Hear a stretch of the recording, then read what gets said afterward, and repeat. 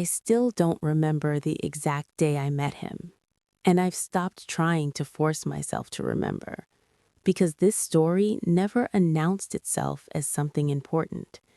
It entered my life the way routine does, quietly, almost invisibly, until it had already settled in. He joined our department on a Monday that looked like every other Monday, when the office felt slightly colder than necessary. The printer refused to cooperate, and someone joked, half annoyed, half resigned, that nothing ever worked properly before noon. He sat 2 rows away from me. Polite, observant. The kind of person whose presence doesn't demand space, but slowly becomes part of it. At 22, I was still learning how to exist professionally without softening my voice, still practicing independence in small ways, choosing my own routines, earning my own money, learning when to speak and when silence was safer. I wasn't searching for love. I wasn't running from loneliness. Life felt steady, and at the time, steadiness felt like enough. Our conversations didn't begin with interest. They began with necessity. Did you upload the final file? Yes, page 3 needs a quick revision. This meeting could have been an email. He smiled slightly. Most of them could. One afternoon, when the hours stretched longer than they should have, he asked quietly, "Coffee?" I looked up. "Now?" "If you're free." It wasn't an invitation dressed as interest. It was neutral, comfortable. We stood near the pantry as the machine struggled, and after a few seconds of silence, he said, "Long day?" I shrugged. "They all feel long lately." He nodded, not trying to fix it. "Yeah, I get that." That was it. No advice, no commentary. Later that week, while walking back to our desks, he said casually, "You mentioned your mother's health last time. Is she doing better?" I stopped walking. Not because it hurt, but because I hadn't realized I'd spoken about it. "Yes," I said after a second. "A little." "I'm glad," and didn't ask anything else. That restraint stayed with me. I told myself it was kindness, and maybe it was. As weeks passed, conversations widened, slowly, naturally, without crossing visible lines. During one late evening, while packing our bags, I sighed and said, "I feel tired even when I've done nothing wrong." He looked up. "That's the kind of tired rest doesn't fix." I laughed softly. "You sound like you've thought about this." He said, "I have, more than I admit." Another day, sitting across from each other during lunch, I said half-jokingly, "I overthink everything. It's exhausting being inside my own head." He didn't smile. He considered it. Thinking deeply isn't the problem. Not being understood while doing it is. That sentence landed somewhere deeper than I expected. Not romantic, just accurate. When boundaries came up casually, honestly, I said, "I'm careful about certain things." He nodded immediately.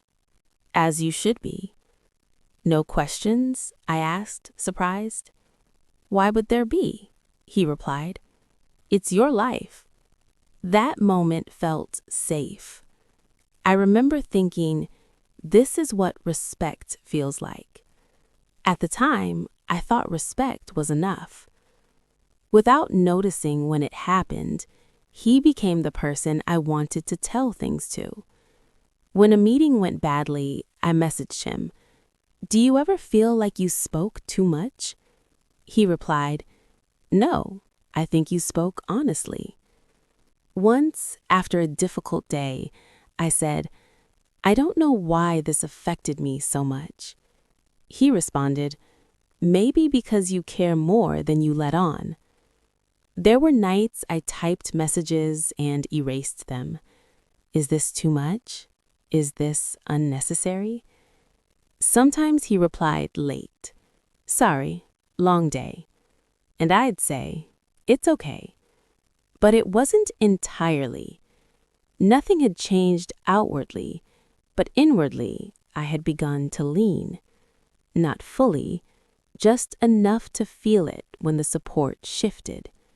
That wasn't love, but it was attachment. Quiet, unannounced, and therefore harder to guard against. Distance didn't arrive suddenly. It arrived politely. Shorter replies, busier days, conversations that stayed on the surface. One evening while leaving the office, I finally asked, have I imagined this change or is something different? He stopped walking.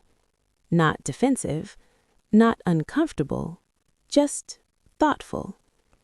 He said slowly, I think we connected emotionally, and maybe neither of us defined what that meant. I nodded, swallowing the weight of it. I didn't intend to confuse you, he added. I don't think either of us did anything wrong. That was the hardest part, because he was right. There was nothing to argue against, nothing to accuse, only something to accept. That night, I sat alone longer than usual. No tears, no collapse, just a quiet heaviness. When I told a friend, she said, at least nothing physical happened. You're lucky. I smiled. Yeah.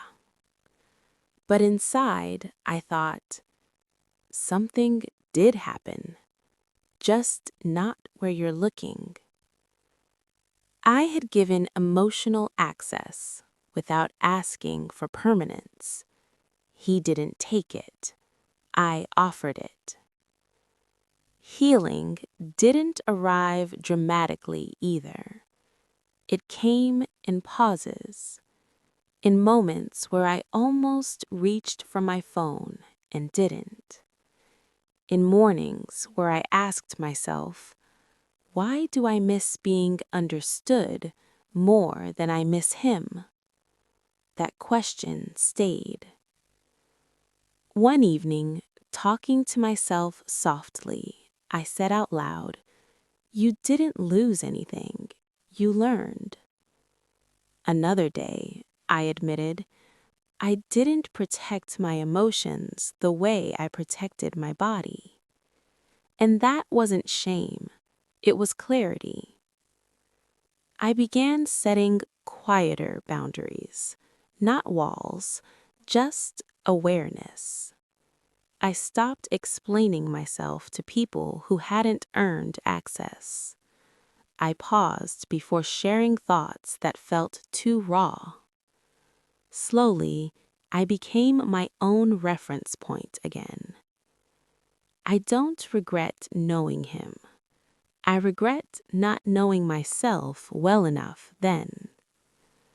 I still believe in connection, but now I ask different questions. Does this feel mutual? Is this safe over time? Am I giving or offering? Some relationships don't end loudly. They fade and still leave marks. This is one of mine. My body stayed untouched, but I learned that protection begins much earlier, with understanding what emotional access means. And that lesson I carry quietly, without bitterness, without blame, and without needing to explain it to anyone. Thanks for listening to my story. If you liked it, hit that subscribe button, drop a comment, and tell me where you're listening from.